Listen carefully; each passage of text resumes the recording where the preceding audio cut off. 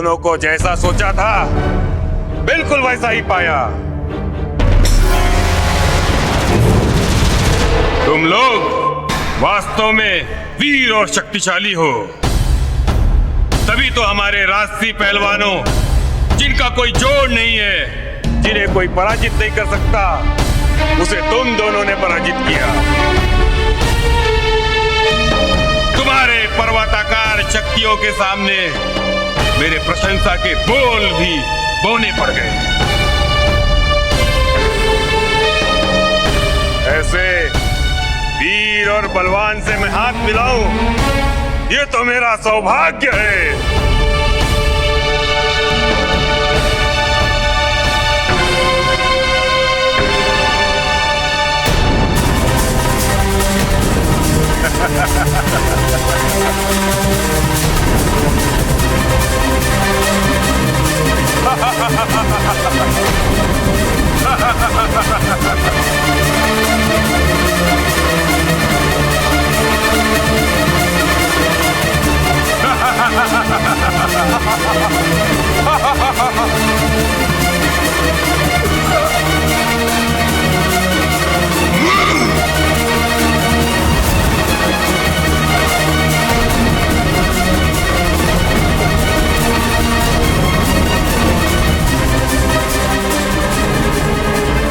तुम दोनों की शक्तियां मेरे शरीर में आ गई हैं।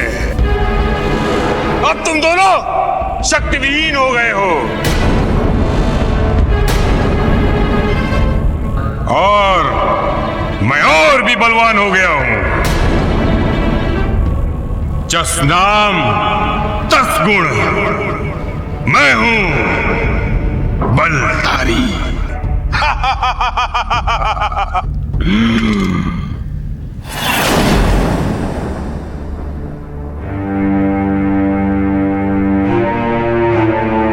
किंतु कोई किसी की शक्ति ऐसे कैसे ग्रहण कर सकता है?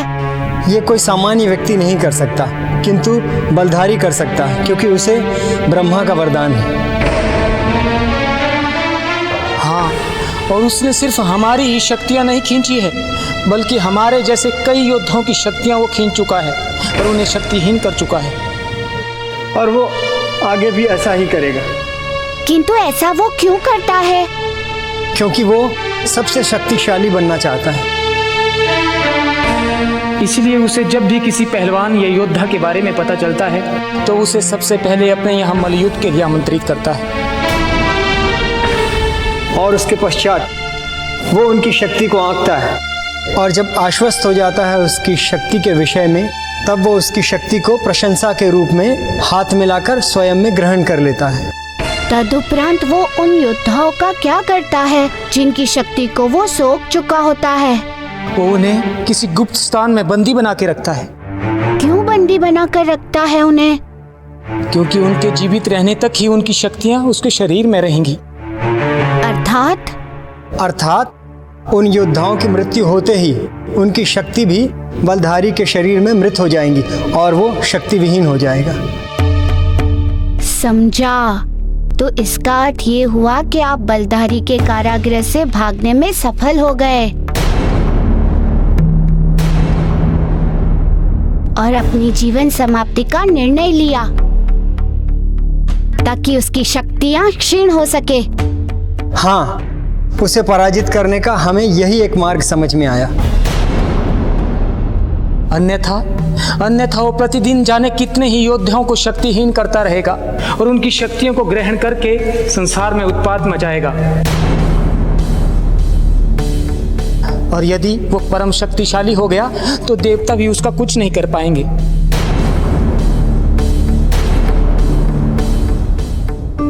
समस्या जटिल है। यदि समाधान नहीं हुआ तो बलधारी इसी प्रकार योद्धाओं का बल धारण करता रहेगा। एक दिन संसार को रक्त की अग्नि में झोंक देगा।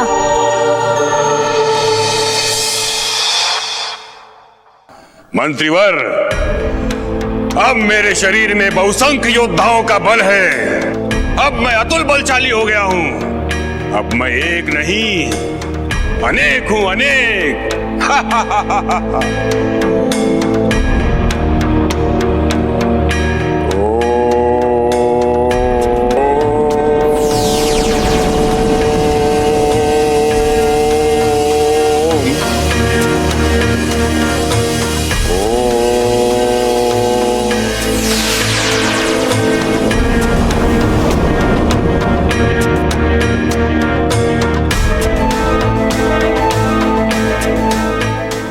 परंतु मंत्रीवर, मेरा विराम यहाँ नहीं होता। मुझे और भी शक्तियां चाहिए, इतनी शक्तियां कि संसार में सभी बलों का स्वामी मैं हूं और मुझे कोई भी पराजित नहीं कर सके, कोई भी नहीं। जाओ और योद्धाओं को मल्ल युद्ध के लिए यहां ले आओ। जो आ गया महाराज।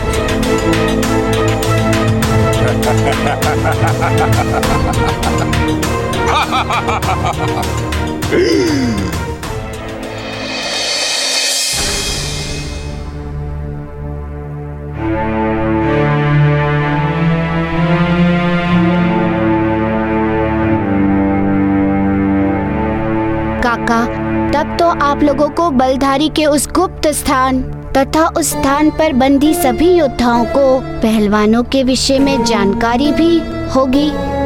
दुख के समय किसी बात की जानकारी मस्तिष्क में नहीं आती, केवल जान बचाने की आती है पुत्र।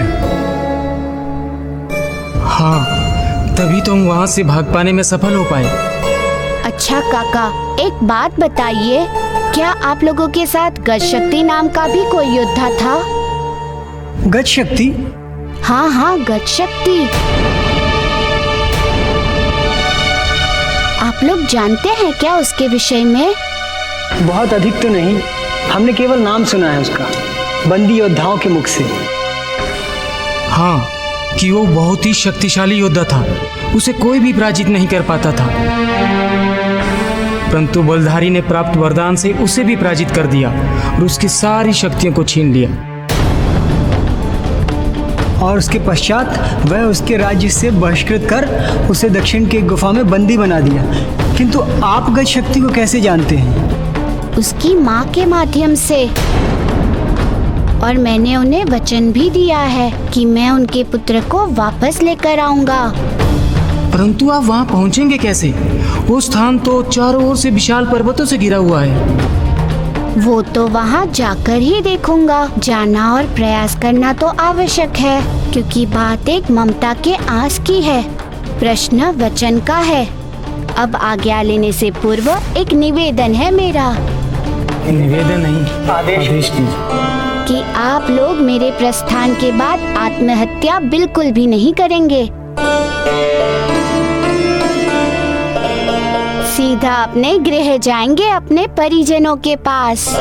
हम वचन देते हैं कि अब हम आत्महत्या नहीं करेंगे। हाँ, और सीधा अपने गृह जाएंगे। मेरा अनुरोध स्वीकार करने के लिए बहुत बहुत धन्यवाद। अब आज्ञा दीजिए। धन्यवाद मारुति। जीने की भावना पुनः जागृत करने के लिए आपको बहुत बहुत धन्यवाद। सही कह रहे हो मित्र, और फिर से जीने की चाह जागृत हो गई। आओ चलें, अपने गृह चलें।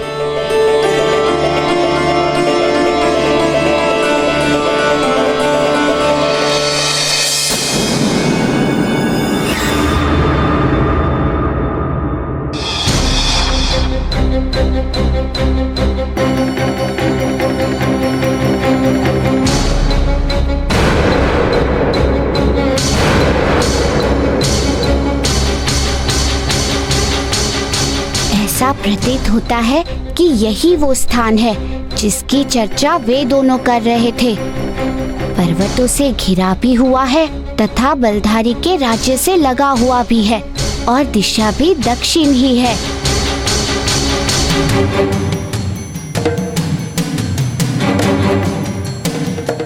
तो इससे स्पष्ट ये होता है कि इन्हीं पर्वतों की किसी गुफा में बलधारी ने गज शक्ति को बंदी बनाकर रखा होगा। मुझे नीचे उतरकर उसे ढूंढना चाहिए।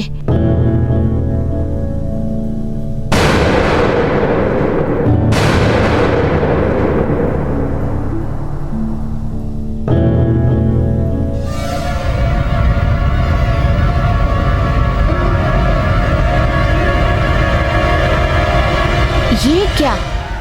इस पत्थर का रंग इस पर्वत के रंग से भिन्न क्यों है? ऐसा प्रतीत होता है कि ये पत्थर इस पर्वत का है ही नहीं, अलग से रखा हुआ गया है। देखता हूँ।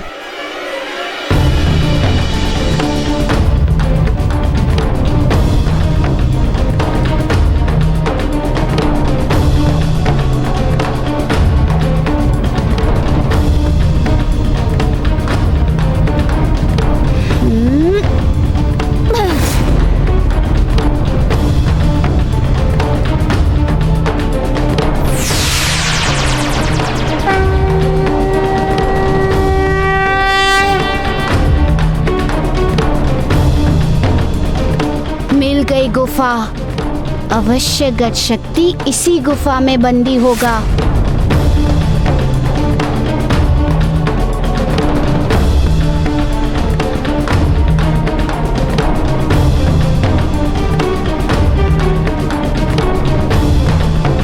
प्रतीत होता है यहाँ आना व्यर्थ हो गया।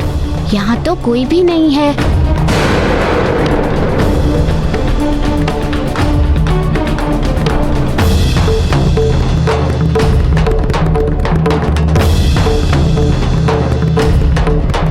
ये तो किसी का करुण स्वर है। इसका अर्थ कोई है यहाँ।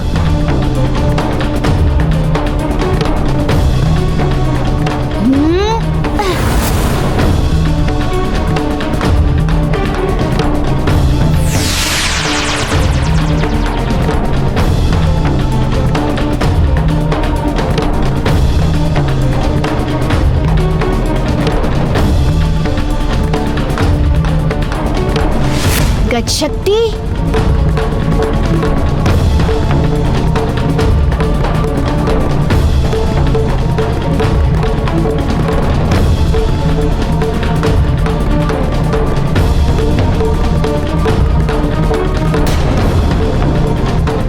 गज शक्ति।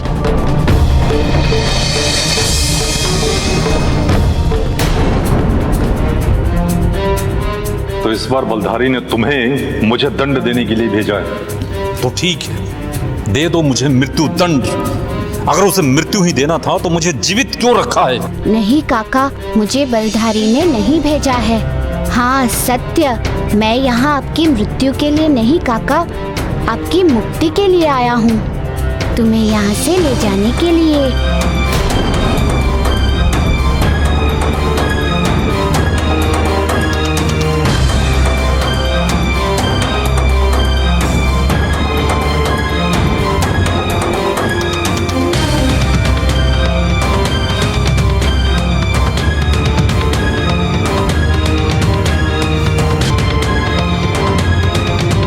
अगर तुम्हें बलधारी ने नहीं भेजा है तो फिर किसने भेजा है? तुम्हारे परिचय क्या है?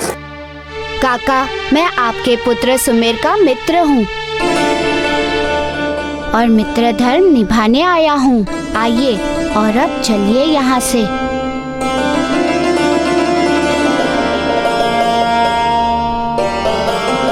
मेरे पुत्र का मित्र? बालक, मेरा पुत्र कैसा है? कैसी है मेरी माता? सब कुशल तो है? कुशलता में केवल बस आपकी ही कमी। दोनों आठों प्रहर आपके लौटने की आस लगाए बैठे हैं। इतने दिनों के पश्चात भी मेरे जीवित होने और लौटने की आस में बैठी है। हाँ, जहाँ प्रेम होता है, अटूट बंधन होता है, वहाँ की आस कभी भी नहीं मरती। उनकी आस को सच करने का समय आ गया है।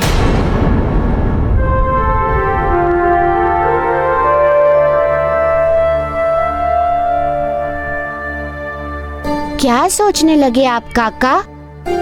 चलिए यहाँ से। तुमने हमें बलधारी के बंधन से मुक्त तो करवा दिया है, लेकिन मैं यहाँ से नहीं जा सकता। ये आप क्या कह रहे हैं काका? आप क्यों नहीं जा सकते यहाँ से? बालक, मैं यहाँ से नहीं जा सकता। यदि बलधारी को इस बात का ज्ञात हुआ तो वो मेरे पूरे परिवार और ग्रामवासियों का वध कर देगा। तुम मुझे मेरी अवस्था पर छोड़कर चले जाओ। और वैसे भी मैं अपने प्राण बचाने के लिए दूसरों के प्राण संकट में नहीं डाल सकता। और मेरी माता को कह देना कि बलधारी ने गज शक्ति की हत्या कर दी। इससे उनका आस भी खत्म हो जाएगा। काका, आप भयभीत मत होइए। बलधारी कुछ भी नहीं कर पाएगा। मेरी बातों का विश्वास कीजिए और चलिए इस गुफा से। तुम नहीं जानते कि वो कितना क्रूर, हठी और मदांध है। तुम जाओ यहां से।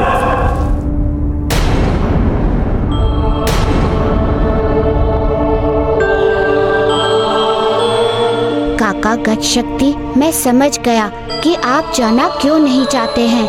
मुझे आपको यहाँ से ले चलने के लिए राजा बलधारी से मिलना होगा।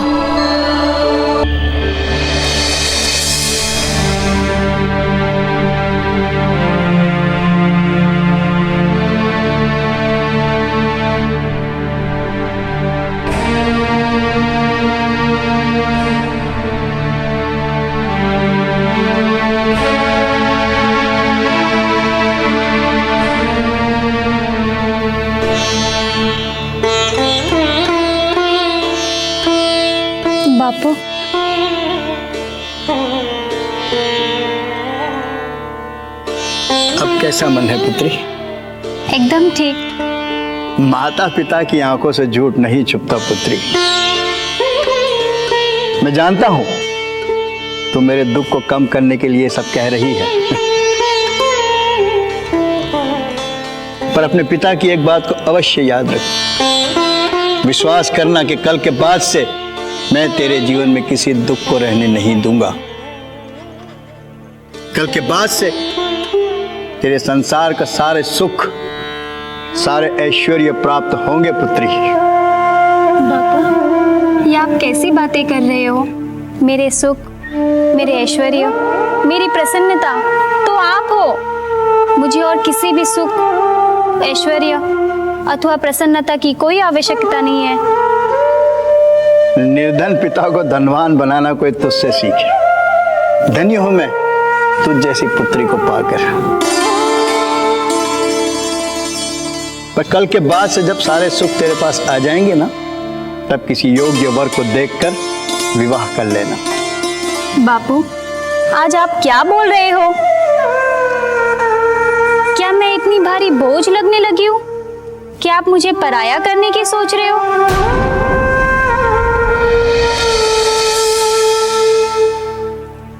मैं कह देती हूँ, मैं आपको छोड़कर कभी भी कहीं नहीं जाऊंगी।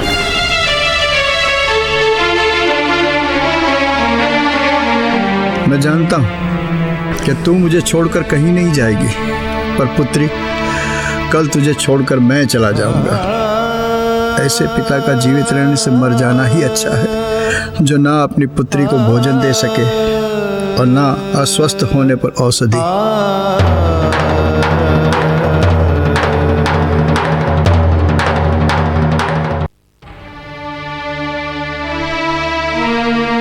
अब मैं समझा रहस्य कि ये वृद्ध पिता क्यों जा रहा है बलधारी से मल्ल युद्ध करने।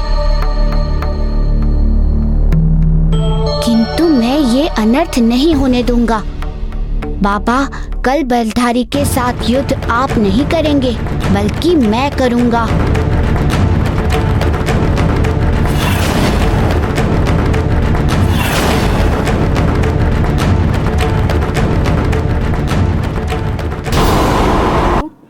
आज आप क्या बोल रहे हो? क्या मैं इतनी भारी बोझ लगने लगी हूँ? क्या आप मुझे पराया करने की सोच रहे हो?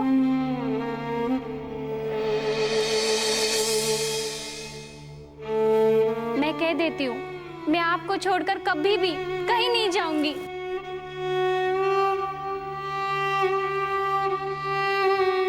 मैं जानता हूं कि तू मुझे छोड़कर कहीं नहीं जाएगी, पर पुत्री कल तुझे छोड़कर मैं चला जाऊंगा। ऐसे पिता का जीवित रहने से मर जाना ही अच्छा है, जो ना अपनी पुत्री को भोजन दे सके और ना अस्वस्थ होने पर औषधि।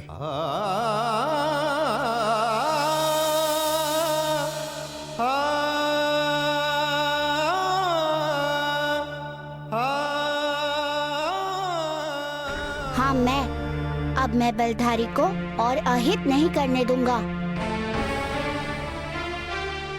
बाबा, मैं एक यात्री हूँ। क्या आज रात्रि विश्राम करने के लिए स्थान मिलेगा?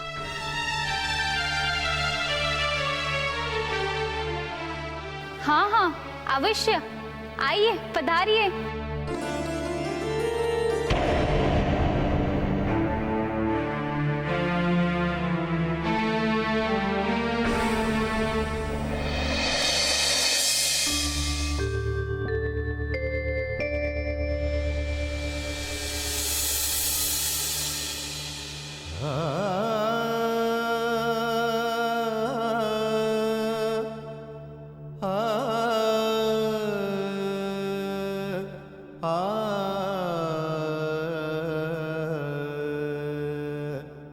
मुझे क्षमा कर देना पुत्री, मैं तुझे बिना बताए ही जा रहा हूं। किंतु क्या करूं, इसके अतिरिक्त कोई और उपाय भी तो नहीं था। यदि मैं बता देता तो जानता हूं कि तुम मुझे जाने ही नहीं देती बलधारी से युद्ध करने के लिए, क्योंकि तुम मुझसे स्नेह ही इतना करती हो। किंतु एक बात सत्य है पुत्री, कि मेरे नहीं रहने के उपरांत तुझे आजीवन कोई दुख नहीं होगा। तुझे इतना धन प्राप्त हो जाएगा कि तू अपना जीवन सुखपूर्वक व्यतीत कर सकेगी। सदा सुखी रहे पुत्री, सदा सुखी रहे, सदा सुखी रहे।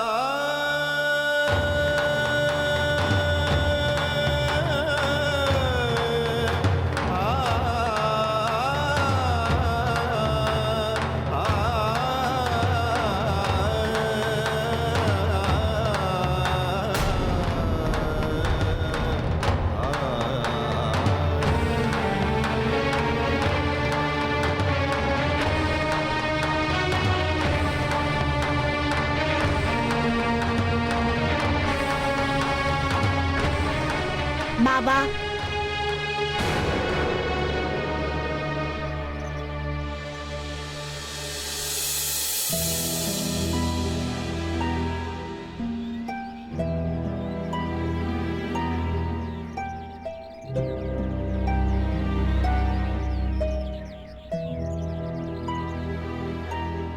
बाबा, आप इस प्रातःकाल के समय कहाँ जा रहे हैं? कुछ आवश्यक कार्यवश बाहर जा रहा हूँ। मैं जानता हूँ आपके इस आवश्यक कार्य को। आप बलधारी के पास मल्ल युद्ध करने जा रहे हैं ना? मैंने तो आपको सीधा उसी समय भाप लिया था जब आप अपना नाम मल्ल युद्ध के लिए अंकित करा रहे थे। उस समय तो मैंने नहीं पूछा, किंतु अभी पूछ रहा हूँ। ऐसा क्यों किया आपने? अपनी पुत्री के जीवन के अंधकार को दूर करने के लिए। मुझे जो स्वर्ण मुद्राएं प्राप्त होंगी उससे मेरी पुत्री का सारा जीवन सुखपूर्वक व्यतीत होगा। बहुत कष्ट सहे हैं उसने मेरे लिए, बहुत कष्ट सहे।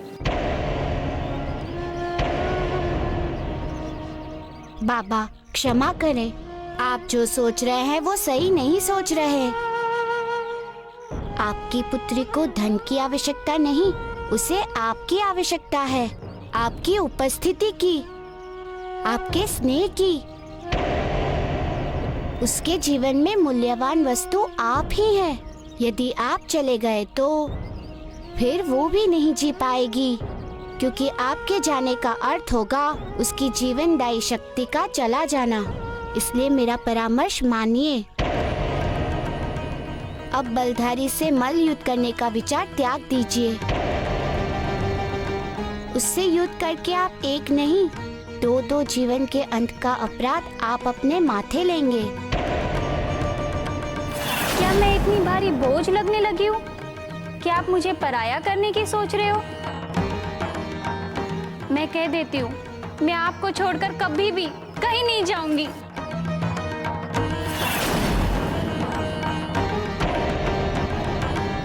मारुति, आप सत्य कह रहे हैं, लेकिन अब चाह कर भी मैं पीछे नहीं हट सकता।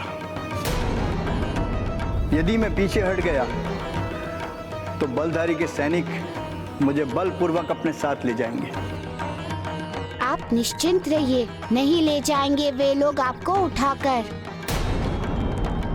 क्योंकि आपके स्थान पर मैं जाऊंगा बलधारी के पास मल्ल युद्ध करने।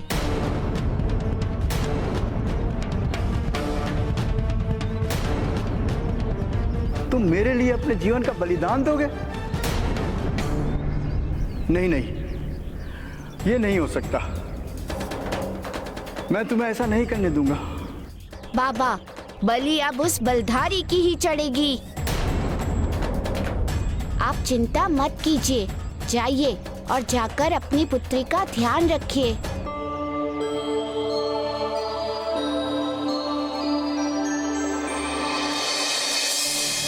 माता, ये क्या? गज शक्ति तो प्रभु हनुमान के मुक्त करने के उपरांत भी वहां से जाने को तैयार नहीं है।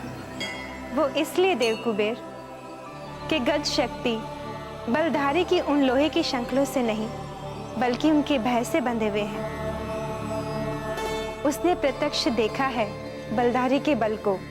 उसके बल को देखकर गज शक्ति के मन में भय बैठ गया है कि यदि वो यहाँ से मुक्त हो भी गया तो बलधारी उसके परिवार को अपने कोप से मुक्त होने नहीं देगा, उन्हें कष्ट देगा, उनका वध कर देगा। और गज शक्ति स्वयं से अधिक अपने परिवार से प्रेम करता है, इसीलिए वो अपने सुख के लिए अपने परिवार को कदापि संकट में नहीं डाल सकता। किंतु माता, प्रभु ने गज शक्ति के परिजनों को वचन दिया है। यदि ऐसे में गज शक्ति अपने परिजनों के मध्य नहीं पहुंचेगा तो प्रभु के वचन का क्या होगा? ऐसे में क्या प्रभु का वचन अधूरा नहीं रह जाएगा माता? इस समय संसार में जो घटनाएं घट रही हैं, वे बलनिधि के निर्माण के लिए ही घट रही हैं। इसलिए गज शक्ति का अस्वीकार भी निरर्थक नहीं है। उद्देश्य एवं अर्थ से परिपूर्ण स्वीकार है। और रही बात हनुमान के वचन की, तो वे उसे किसी भी परिस्थिति में व्यर्थ नहीं जाने देंगे। संकटों के बाद भी वे उसे पूर्ण अवश्य करेंगे।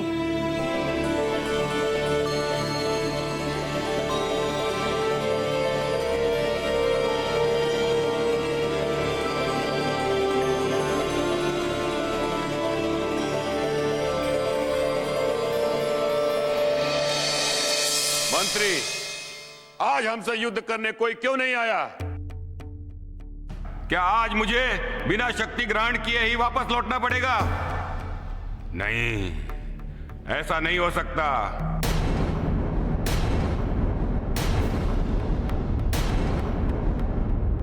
बलधारी अखाड़े से रिक्त वापस नहीं जा सकता। जाओ और किसी को भी युद्ध के लिए बुलाओ। महाराज क्षमा करें।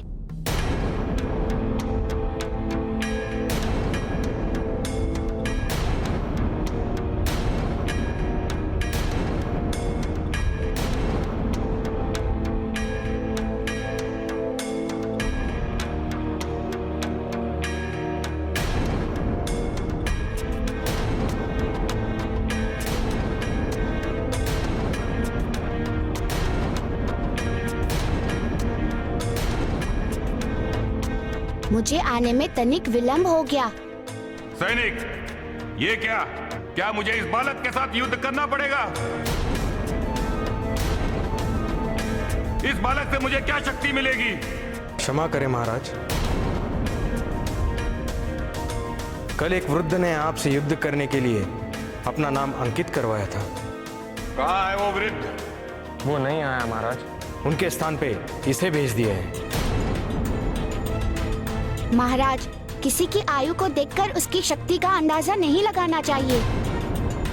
यदि मैं आपको बलवान नहीं लग रहा हूँ तो आइए और मुझसे युद्ध करके मेरा परीक्षण कर लीजिए। विश्वास कीजिए, आप निराश नहीं होंगे। वानर बालक, तुम्हारे साहस की प्रशंसा करनी होगी, क्योंकि साक्षात मृत्यु को सामने देख के तुम भयभीत नहीं हो रहे हो। हम तुमसे अवश्य युद्ध करेंगे, चाहे तुम में शक्ति हो अथवा न हो।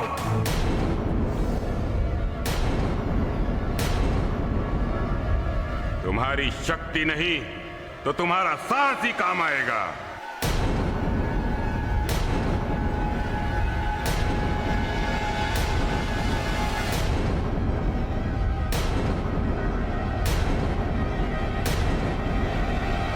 बलधारी, अधिक क्षण हो गए तुम्हारे पाप के।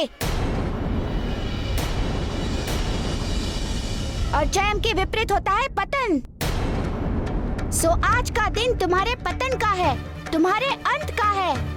आज तुम्हें तुम्हारे सारे पाप का प्रतिफल मिलेगा, दंड मिलेगा तुम्हें तुम्हारे बुरे कर्मों का, जो तुमने परिवार को उज्जैन अथवा योद्धाओं की शक्ति को छीनकर उन्हें यातना देने के लिए किया है। अच्छा, तो वो दंड कौन देगा वानर बालक? तुम,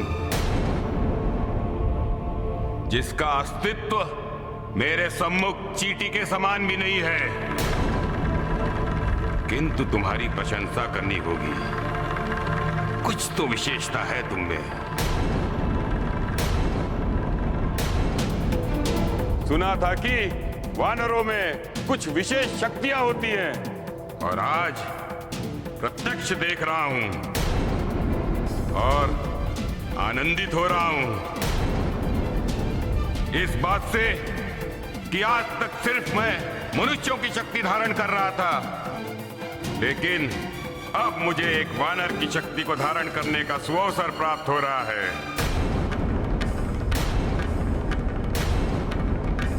सैनिक, ले जाओ इस वानर को और बंदी बना दो।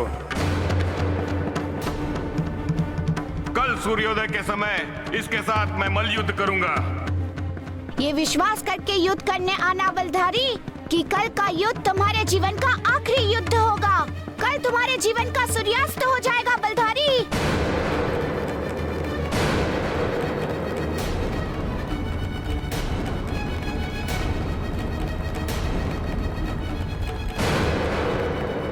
सैनिक, ले जाओ इस दुष्ट को मेरे सामने से।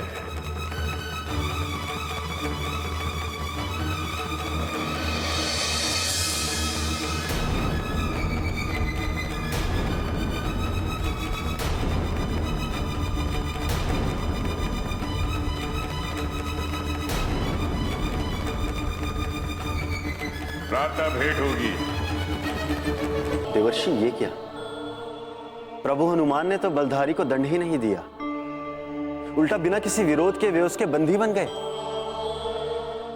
ऐसे में इस दुस्साहसी के अत्याचारों का अंत कैसे होगा देवर्षि? नारायण नारायण। वरुण देव, पापियों को पाप का दंड मिलना तो इस विधि का विधान है।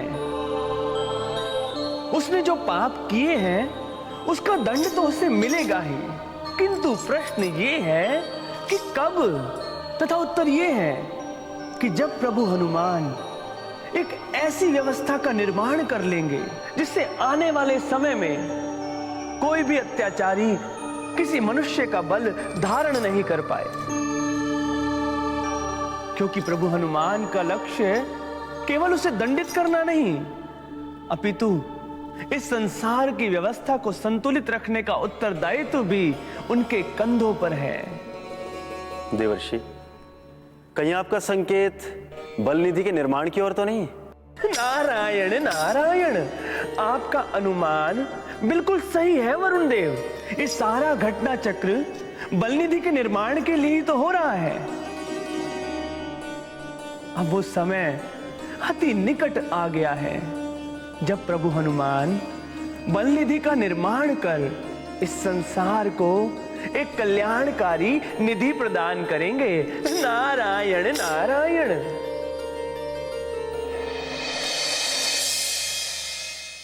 वानर बालक, कल सूर्योदय तक तुम यहां पर बंदी हो। कल सूर्य की पहली किरण के साथ महाराज तुम्हें तुम्हारे दुस्साहस के लिए दंडित करेंगे।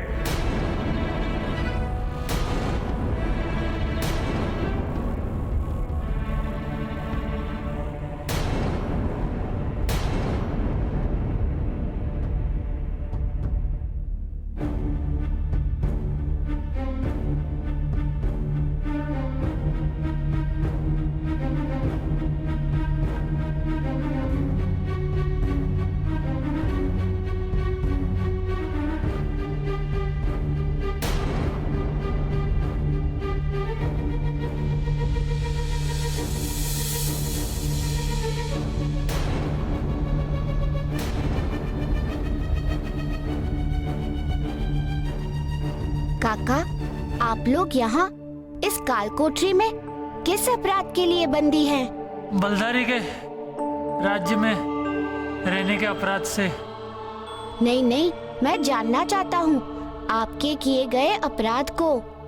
वानर बालक, हमारा अपराध केवल इतना है कि हमने बलधारी से मल्लयुद्ध के आमंत्रण को स्वीकार किया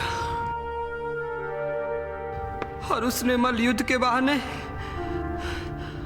हमसे हमारी सारी शक्तियां छीन ली और हमें इस कारागृह में बंदी बनाकर रख दिया। ऐसा करके तो उसने अन्याय किया है काका। काका, इसका उसे दंड अवश्य मिलेगा। वानर बालक, तुम कौन हो और यहाँ किस अपराध में आए हो? काका, मेरा नाम मारुति है और कल प्रातःकाल मुझे बलधारी के साथ मल्लयुद्ध करने के लिए यहाँ बंदी बनाकर रखा है। क्या? तुम बलधारी? नहीं पुत्र, नहीं, तुम उससे बिल्कुल मत लगना। उसमें कुछ चमत्कारी शक्तियां हैं। उससे जो कोई भी युद्ध करने जाता है, हाथ मिलाते ही शक्तिहीन हो जाता है।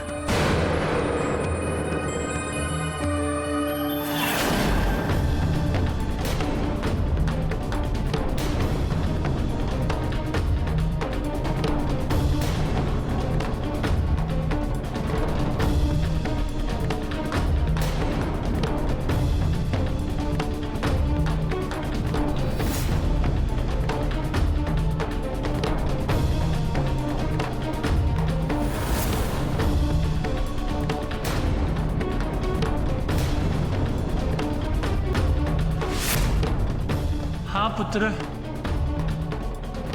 वो पहले सामने वाले की शक्ति सोख लेता है, जैसे बंजर धरती पानी सोख लेती है,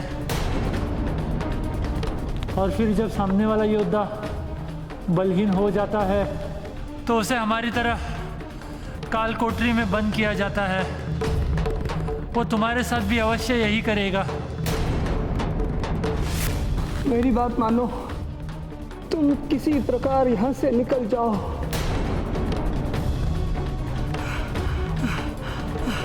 तुम अपने प्राणों की आहुति मत दो। तुम अभी बालक हो। वो पापी तुम्हारा जीवन नर्क कर देगा। जाओ, भाग जाओ। काका, समस्या का समाधान भागने से नहीं, उसका सामना करने से निकलता है। आप लोग चिंता ना करें, केवल कल के भोर की प्रतीक्षा करें। बलधारी अपने बल को रोएगा, कहेगा कि मैं निर्बल ही क्यों ना रहा।